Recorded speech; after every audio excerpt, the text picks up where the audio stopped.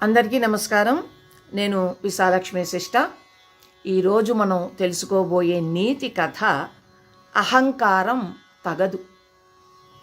కష్టాలలో ఉన్న వారిని మరింత బాధించి తాము ఆనందించాలి అనే దుర్బుద్ధి కొందరికి ఉంటుంది. దాని వలన కలిగే ఫలితమేమిటి? అరణ్యవాస సమయంలో పాండవులు ద్వైతవనం చేరారు. పాండవులు సామ్రాజ్య వైభవానికి దూరమై దుఃఖార్తులై అరణ్యంలో జీవిస్తున్నారు అనే వార్త దుర్యోధనునికి చాలా ఆనందం కలిగించింది. ఎలాగైనా తన వైభవాన్ని కష్టాల్లో ఉన్న పాండవుల ముందు చూపి తను గర్వించాలి అని నిశ్చయించుకున్నాడు దుర్యోధనుడు. ద్వైతవనానికి వెళ్ళాలి అని తండ్రి ధృతరాష్ట్రుని అనుమతి కోరాలి అని భావించాడు.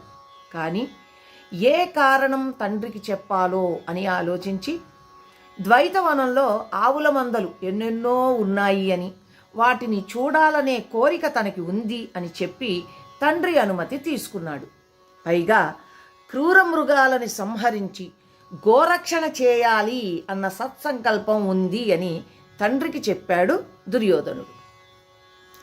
దుర్యోధనాదులు ఘోషయాత్రకి బయలుదేరారు. కానీ ఇది కేవలం గోవులని రక్షించడానికైనా, మహావీరులైన పాండవులతో ఏదో వంకన తగవు పెట్టుకునేందుకైనా అనే భయం ధృతరాష్ట్రునికి కలిగినా శకుని ధృతరాష్ట్రుని ఒప్పించి పాండవులకి మేమేమీ కీడు చెయ్యం, అలా చేస్తే సత్యవ్రతుడు ధర్మరాజు సహిస్తాడా అంటూ రకరకాల మాటలు చెప్పి ఘోషయాత్రకి సిద్ధం చేశాడు. కేవలం మృగయా కౌతుకంతోనూ గోరక్షణ కోసమే ఈ యాత్ర అని నమ్మబలికాడు శకుని. ఘోషయాత్ర ప్రకటించగానే జనమంతా ఉత్సాహంగా బయలుదేరారు. 8,000 రథాలు, 30,000 ఏనుగులు, 90,000 గుర్రాలు, శతసహస్ర సంఖ్యలో కాల్బలంతో కూడిన మహాసైన్యంతో ఘోషయాత్రకి బయలుదేరాడు దుర్యోధనుడు. గోవులున్న వన ప్రాంతంలో ఒక శిబిరం ఏర్పాటు చేసుకున్నారు దుర్యోధనాదులు.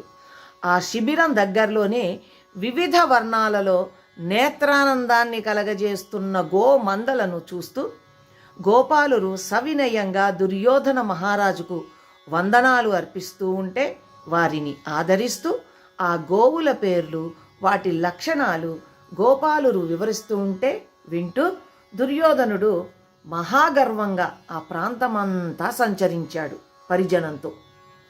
అందమైన సరస్సులు, ఉద్యానవనాలు తిలకిస్తూ ద్వైతవన సమీపంలోని సరోవరం దగ్గరికి వచ్చాడు. ఆ సరోవర సమీపంలోనే ధర్మరాజు సద్యస్కంధం అనే యజ్ఞం చేస్తున్నాడు. దుర్యోధనుని దుర్బుద్ధి ఒక్కసారి విజృంభించింది. ఆ క్షణంలో ఆ సరోవర తీరంలో క్రీడాగృహం నిర్మించాలి అనుకున్నాడు. కానీ అహంకారి అయిన దుర్యోధనుని దురాలోచనని వెంటనే అడ్డుకున్నారు అక్కడున్న గంధర్వులు. ఒక పక్క ధర్మరాజు యజ్ఞం చేస్తూ ఉంటే, మరోవైపు క్రీడాగృహమా నిర్మాణమా గంధర్వులు చిత్రసేనునికి చెప్పడంతో అతడు అనేక మంది గంధర్వులను కౌరవులపైకి యుద్ధానికి వెంటనే పంపాడు.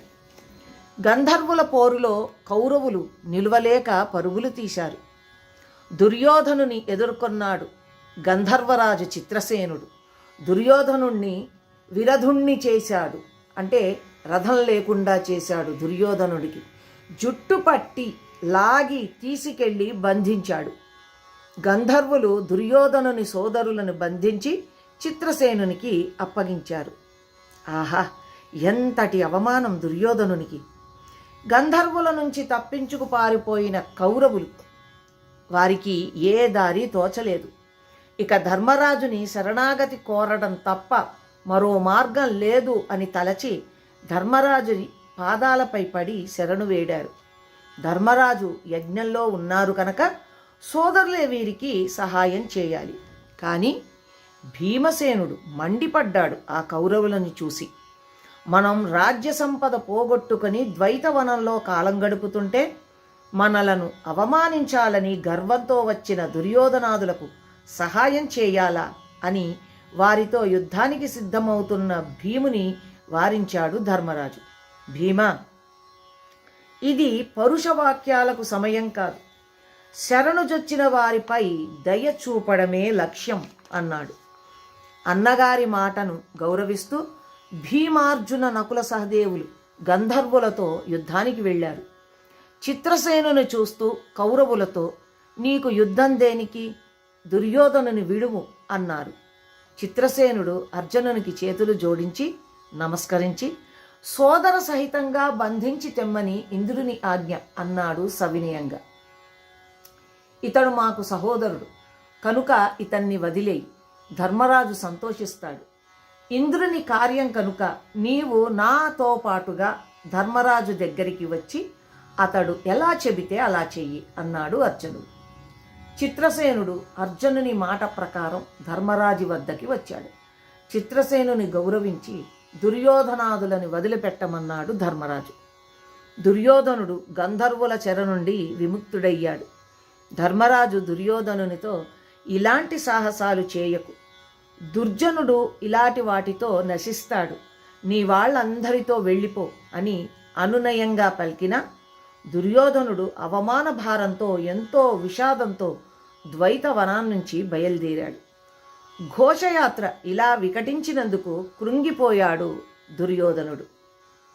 ఎవరు తవ్వుకున్న గోతిలో వారే పడతారు అనేది నిజం. అహంకారం ఎంతటి వారికైనా తగదు. ఈ నీతి మనం ఈ కథ నుంచి తెలుసుకున్నాం. ఈ నీతి కథ ఆంధ్ర మహాభారతం అరణ్య పర్వం పంచమాశ్వాసం నుంచి తీసుకోబడింది.